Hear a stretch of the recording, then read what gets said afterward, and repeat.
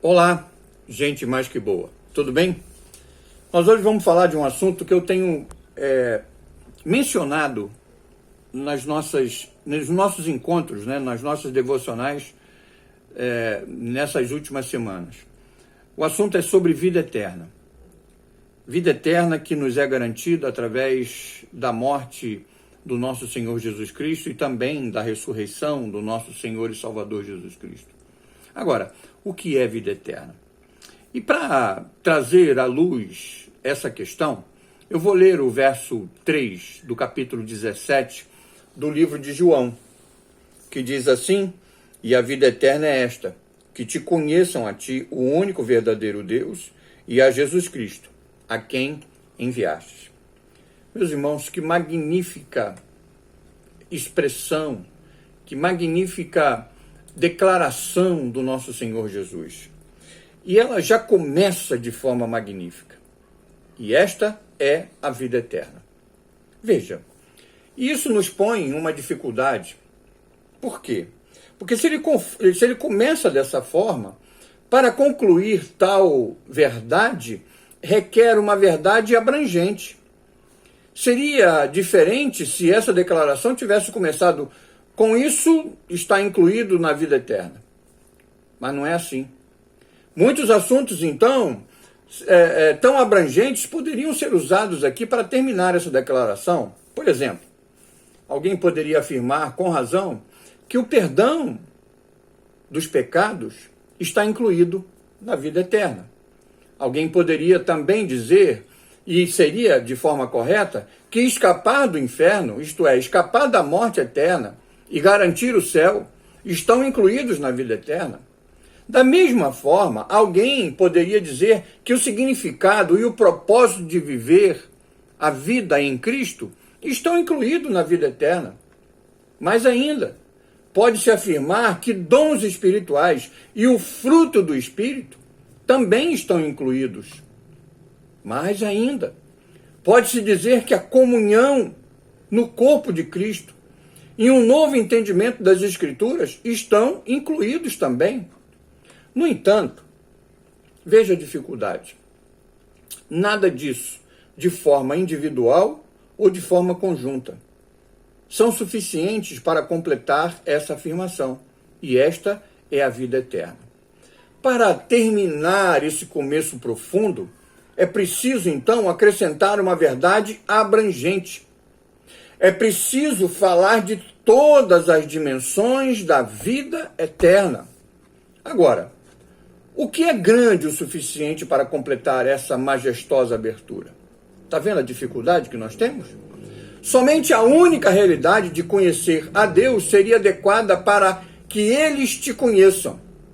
Sim, conhecer a Deus é a essência da vida eterna. É somente através do encontro com o Senhor que o perdão é encontrado. É somente estando em Cristo que nós escapamos do inferno e garantimos o céu. Então, somente através do conhecimento do Senhor é que o significado e o propósito de nossas vidas se tornam reais para nós.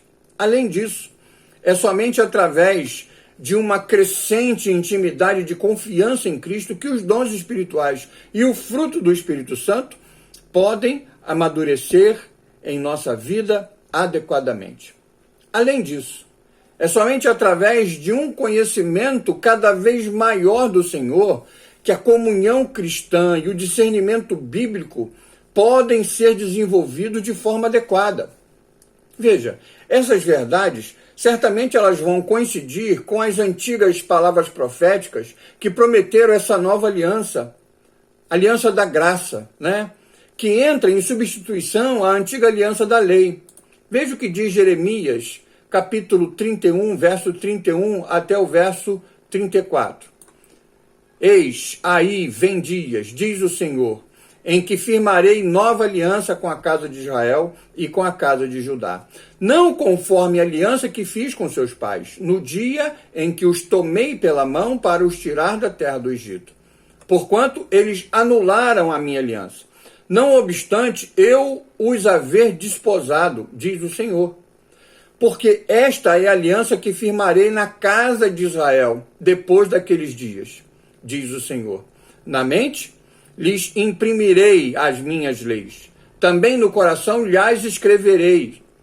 Eu serei o seu Deus, e eles serão o meu povo.